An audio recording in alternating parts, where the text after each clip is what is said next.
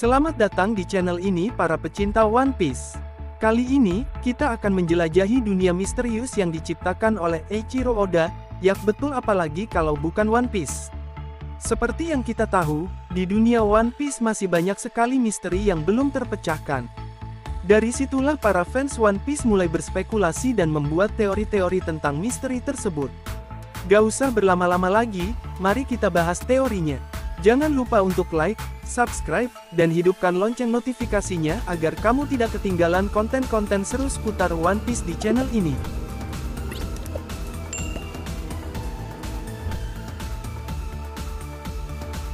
Satu, Blackbeard memiliki 3 kepribadian.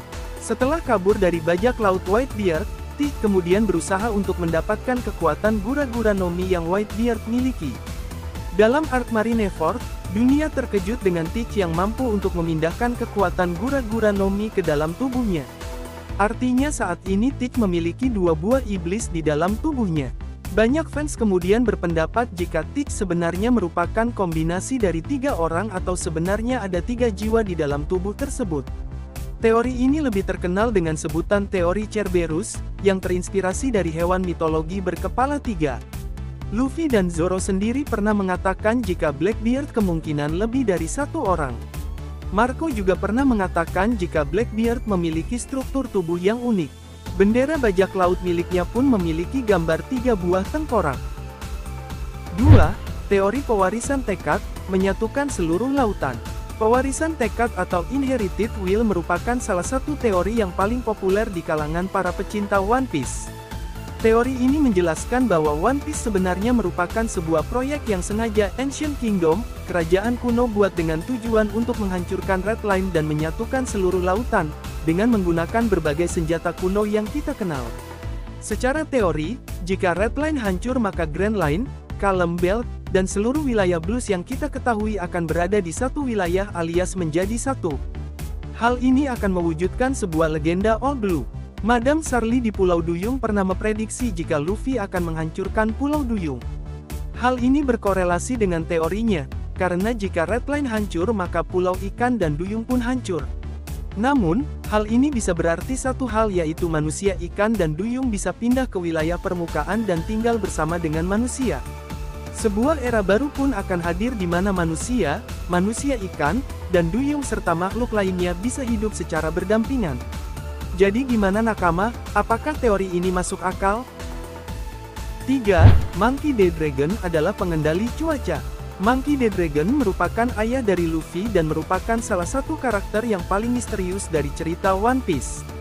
Meskipun sudah lebih dari 2 dekade ceritanya berlangsung, masih sangat sedikit informasi yang kita dapatkan dari sosok pemimpin pasukan revolusi tersebut. Banyak fans yang kemudian berteori bahwa Dragon mungkin adalah sosok pengguna kekuatan buah iblis, khususnya buah iblis cuaca. Spekulasi tersebut muncul berdasarkan apa yang terjadi di Lockdown dan beberapa momen lainnya yang menghadirkan sosok Dragon di sepanjang ceritanya. Jika benar Dragon merupakan pemakan iblis tipe Logia dan mampu mengendalikan angin serta udara, wajar jika dia menjadi karakter yang paling berbahaya dan paling buron oleh Angkatan Laut dan pemerintah. 4. Im adalah ibu Luffy. Im sama adalah karakter yang paling penting, yang pertama kali muncul saat arc Reverie lalu. Ketika kelima tetua bintang tiba-tiba menunduk ke hadapan seseorang yang misterius, kemudian kita ketahui bahwa sosok tersebut adalah Im. Jika selama ini ada yang menyangka bahwa Gorosei adalah pemimpin tertinggi di pemerintah dunia, hal itu sebenarnya salah.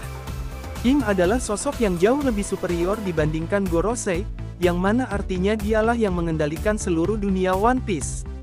Im adalah sosok yang paling misterius dalam cerita One Piece. Banyak kemudian para fans yang beranggapan bahwa Im sebenarnya adalah ibu dari Luffy. Dan mungkin itulah sebabnya Oda Sensei belum pernah memperlihat sosok ibu Luffy, selain Dragon yang merupakan ayahnya. 5. Topi jerami raksasa adalah Uranus. Di chapter 908, para fans One Piece dikejutkan oleh sebuah topi jerami raksasa yang bentuknya sangat mirip dengan topi jerami yang Luffy gunakan selama ini. Topi jerami raksasa tersebut tersimpan di dalam sebuah lemari pembeku yang terletak di tanah suci Mary Geois. Meskipun tidak terlalu banyak informasi yang muncul tentang benda tersebut, yang pasti topi jerami raksasa tersebut merupakan harta karun yang sangat berharga. Dalam arc Dressrosa, Doflamingo sempat mengatakan bahwa Mary Geoise menyimpan harta karun yang mampu mengguncangkan dunia. Dengan efek yang mengerikan tersebut, para fans kemudian memunculkan teori jika topi jerami raksasa tersebut adalah Uranus, salah satu senjata kuno terkuat, dan Luffy memiliki koneksi terhadap benda tersebut. Ada beberapa fans lainnya yang berpendapat jika benda tersebut memiliki informasi keberadaan Uranus. Sebagian lainnya berpikir jika Uranus sendiri ada di bawah topi tersebut. Bagaimana pendapat kalian tentang topi raksasa tersebut? Jangan lupa tulis pendapat kalian di komentar ya. 6. Shanks penjaga keseimbangan dunia. Shanks merupakan salah satu sosok populer di dalam seri One Piece. Kepopuleran Shanks bahkan sudah dimulai sejak episode awal serinya, bersamaan dengan diperkenalkannya Monkey D. Luffy sebagai protagonis utama serinya. Seperti yang kita ketahui juga, bahwa Shanks memberikan pengaruh besar terhadap para karakter yang ada di serinya.